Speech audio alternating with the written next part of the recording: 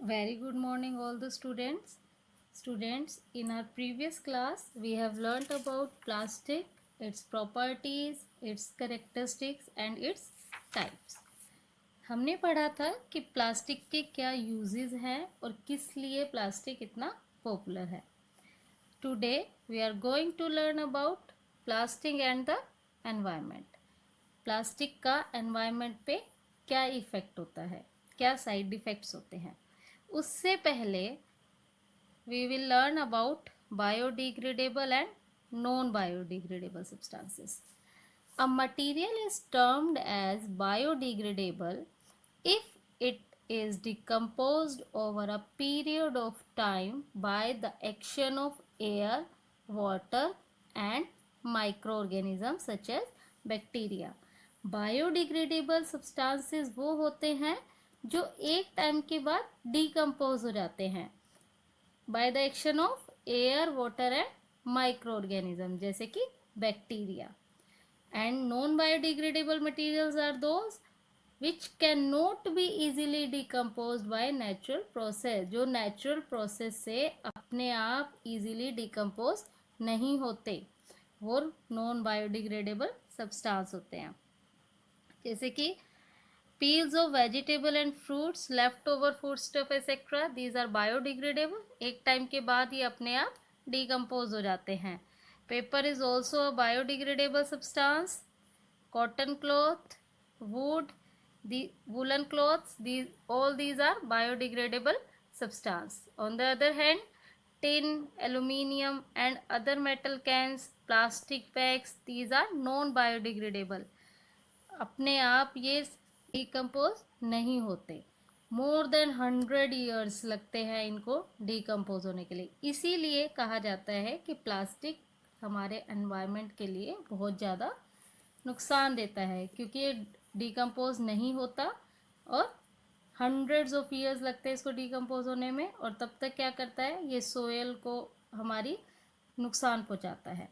हम कुछ तरीके देखेंगे कि जो हमारा प्लास्टिक है ये कैसे हमारे एनवायरनमेंट को नुकसान पहुंचाता है.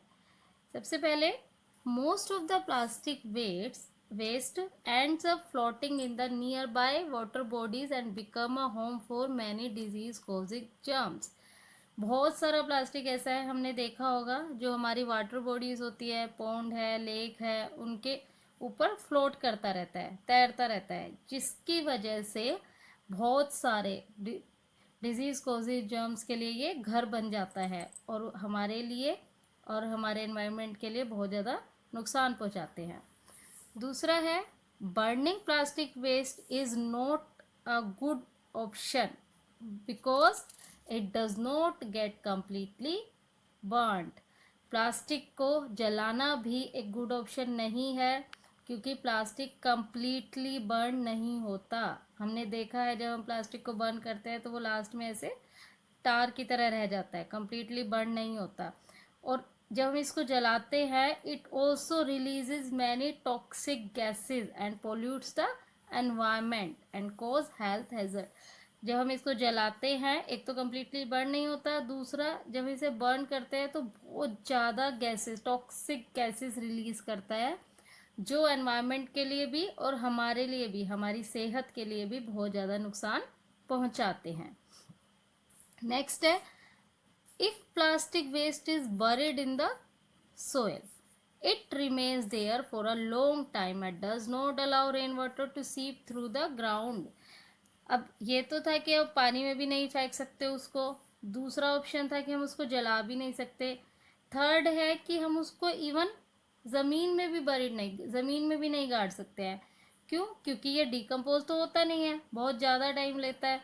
इसकी वजह से क्या होता है, ये एक लेयर बना देता है मिट्टी में, जिसकी वजह से जो रेन वाटर है वो ग्राउंड में अंदर नहीं जा पाता.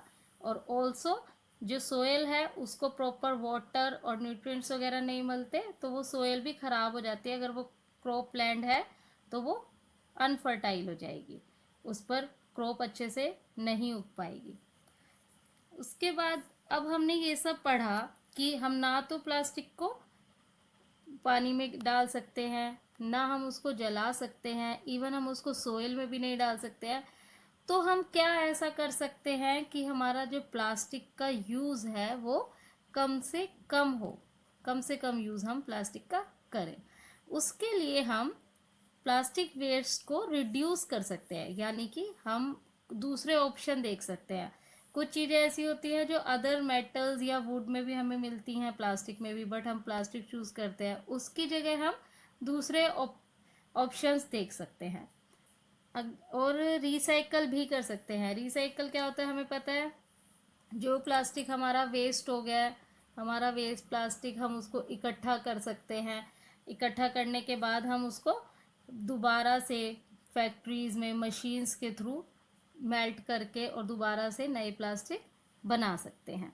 इससे क्या होगा, जो हमारा प्लास्टिक डिकम्पोज होने की जो प्रॉब्लम है वो भी सॉल्व हो जाएगी।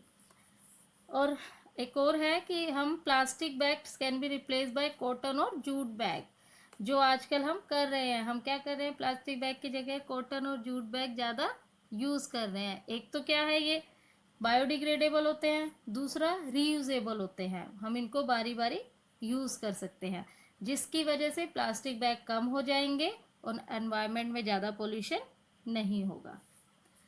Recycling of plastic involve collecting, sorting and processing. Recycling अभी हमने पढ़ा था।